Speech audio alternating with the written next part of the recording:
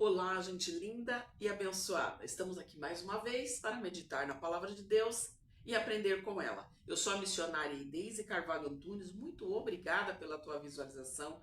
Peço que você não esqueça, se você gostar do conteúdo, de nos ajudar deixando aí o seu like. Inscreva-se e acione o sininho para receber as notificações do próximo conteúdo. Hoje nós vamos meditar um pouco sobre um tema, que me perguntaram: quando nós morremos, o que acontece?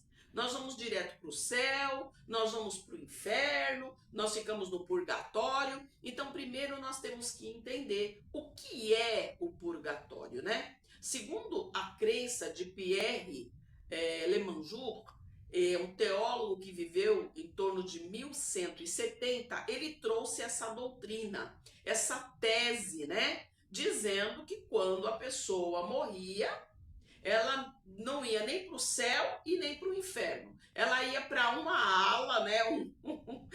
Assim, como se fosse uma sessão de limpeza, né? Para se purificar. A palavra purgatório nada mais é do que uma purificação, né? Para expurgar os seus pecados e assim a pessoa estando limpo, a pessoa possa adentrar aos céus. Quem mais divulgou, né, essa tese, quem mais divulgou essa doutrina da existência do purgatório foi o Papa Gregório Magno. Ele difundiu grandemente na Igreja Católica essa doutrina do purgatório. Um dado muito importante é que na época de Jesus, os saduceus criam nessa doutrina. Existiam os fariseus, que era mais voltado para a lei. Tem aí o vídeo que eu vou deixar na descrição, que é o vídeo aqui logo anterior a esse, falando, né, sobre os fariseus, saduceus, sobre os helênios, sobre todo esse povo, né, que vivia, que fazia parte da lei, e a crença de cada um e a respectiva função de cada um. E os saduceus criam nessa tese, eles acreditavam que quando a pessoa morria, a pessoa ia para esse lugar, para o purgatório, para que fosse purificado e então pudesse, no momento da ressurreição, ser chamado por Deus. Mas o que diz a palavra de Deus para nós? Hebreus 9, 27, eu não vou ler, mas eu vou falar desse versículo de uma forma que nós consigamos entender facilmente. Ao homem foi dado uma só vida. Ou seja, o homem não vai morrer, depois reencarnar e voltar no estado evoluído, e depois assim vai indo até ele chegar num estado de glória para entrar no céu. Isso não existe. A palavra de Deus diz: é uma só vida e uma só morte. E depois disso, ele morre uma só vez e então segue-se o juízo de Deus. O que é o juízo de Deus? É aquele momento em que nós prestaremos conta do que nós fizemos com a nossa vida. Porque Deus dá o livre-arbítrio para mim e para ti. Você é quem vai escolher, vou para a direita ou vou para a esquerda? Como que eu vou cuidar da minha vida eterna? Não é isso? Eu vou crer na palavra de Deus, na Bíblia, ou eu acho que a Bíblia é uma história da carochinha? Eu vou ser uma pessoa, uma espírita, eu vou ser um católico, ou eu vou ser um protestante evangélico? Cada pessoa tem o direito de escolha. Nós fazemos as nossas escolhas, nós plantamos a nossa semente, mas lá na frente nós vamos colher conforme o plantio, conforme o que eu escolhi, conforme as minhas atitudes com as pessoas que estão à minha volta, conforme a minha conduta, conforme a minha moral, porque a palavra de Deus, ela tem aí, né, os parâmetros, quais são as normas que Deus exige para que uma pessoa venha receber o direito de vida eterna. E uma delas, muito importante, a principal, a primeira, é aceitar Jesus como seu único e suficiente Salvador. Em Romanos 3:23 diz assim: todos pecaram e estavam destituídos da glória de Deus, da graça de Deus. Estávamos afastados. Quando Deus criou o homem, ele criou o homem com um brilho especial, a sua imagem e semelhança. Nós somos a imagem e semelhança de Deus, mas perdemos aquele brilho de glória que o homem e a mulher tinham lá no Éden. Então agora nós estamos o quê? Lutando para alcançar esse brilho novamente. E como é que nós nos achegamos a Deus?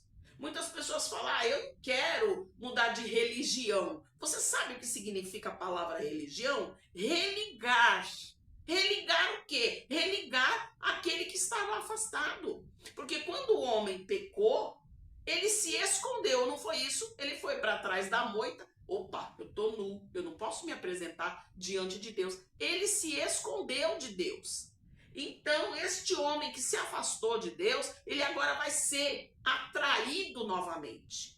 A palavra diz que quando o Senhor Jesus foi levantado no madeiro, ele atraiu todos a Deus novamente. Ele dá o direito de vida eterna. Por quê? Todos pecaram, estavam destituídos, longe, mas Jesus foi o meio, né? O cordeiro que veio fazer essa propiciação e dar direito, através do sangue dele derramado, a religar o homem novamente com Deus. Então, o que é que nos purifica do pecado? É o sangue do Cordeiro de Deus, do Cordeiro único de Deus, que é Jesus Cristo. Então não há um meio em que o homem pudesse salvar a si próprio. Quando ele deu as leis, as várias leis, 683 leis, né? Para o povo de Israel, fora os mandamentos e fora a lei civil, quando ele deu essas leis, o homem não conseguia cumprir. Então Jesus veio, cumpriu todas as coisas, nele não se achou pecado e ele se entregou como cordeiro para fazer um único sacrifício pela minha vida e a tua vida. Então, como é que agora eu posso crer que eu vou morrer e eu vou para o purgatório para que os meus pecados então sejam tratados? Não, isso não existe. Nós temos que nos preparar agora. Nós temos que estar preocupados com a nossa vida eterna agora.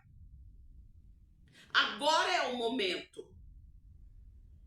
A palavra de Deus diz que se com a tua boca confessares que Jesus é o Filho de Deus, que ele é o Salvador da tua alma, tu receberás o dom da vida eterna. Agora, missionária, então como é que funciona isso? Eu aceito Jesus e já estou no céu. Não, eu aceito Jesus, eu tenho o direito de ter o meu nome escrito no livro da vida, porque você sabe que existem 2 livros no céu? O livro da vida, aonde aquele que não estiver lá escrito o seu nome, não poderá entrar. Não está escrito assim, olha, quem passou pelo purgatório pode entrar. Não, lá diz, quem não foi achado inscrito no livro da vida, não vai entrar. E existe o livro dos atos, das minhas atitudes terrenas. Então as duas coisas caminham junto. Primeiro eu aceito Cristo como meu Salvador, confesso com a minha boca, passo pela água do batismo, mostrando ao mundo que eu estou me propondo servir a Deus. E aí, essa palavra santa, que é a palavra de Deus, vai me ajudar dia a dia a abdicar daquilo que me afasta de Deus. Aquele que roubava não rouba mais, aquele que se prostituía não vai prostituir mais.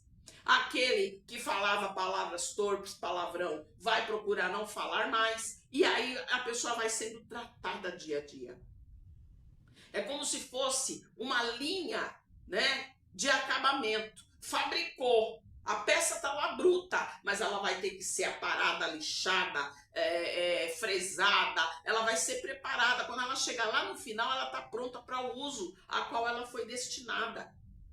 Então eu estou fazendo uma comparação bem chula para que a gente consiga entender. Quando eu aceito Jesus, Deus começou todo esse processo na minha vida bruta para me transformar em algo agradável a Ele.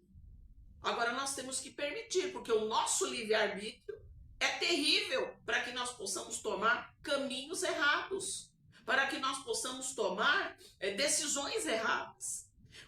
Nós vemos que quem mais, né, é a favor dessa tese, né, do purgatório é os nossos irmãos católicos.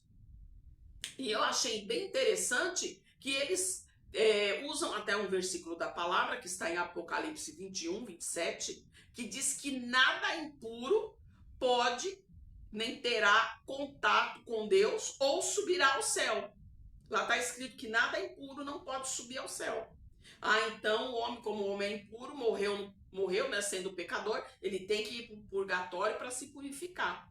Só que vai contradizer tudo isso que nós já falamos aqui. Porque uma vez que Jesus veio como Salvador do mundo, lavou com o seu sangue, deu a saber que somos filhos de Deus, a saber aquele que crê no seu nome. Então, se eu aceitei Jesus, creio nesse sacrifício, me esforço dia a dia, eu estou agora procurando me purificar daquilo que me afasta de Deus. E no momento da minha morte, ele vai me colocar num lugar de descanso para então ter o meu nome chamado no dia do arrebatamento, no dia em que o Senhor Jesus voltará para levar para junto de si os seus. Conforme ele diz na sua palavra, na casa do meu pai há muitas moradas. Se assim não fosse, eu vos teria dito. Vou preparar um lugar para onde eu estiver, vocês estejam comigo. Então seria o quê? Mentirosa essa palavra? Só que ele diz, você vem como está, mas você não fica como está. Você me aceita como Salvador, você faz o seu propósito de servir a Deus, e aí você vai começar, é como se você entrasse para uma escola, para uma faculdade. Você vai passar lá no exame final. Seu nome foi escrito no livro da vida. Mas nesse percurso, nós podemos perder a nossa salvação. Se eu, como uma ministra da palavra de Deus, como uma missionária, errar, entrar para o adultério e enveredar por esse caminho, eu perdi, o meu nome foi riscado. Por quê? Porque eu estou em pecado. Se eu não me consertar verdadeiramente, sinceramente com Deus, perco a minha salvação. Será que a gente consegue entender isso? É fácil da gente entender?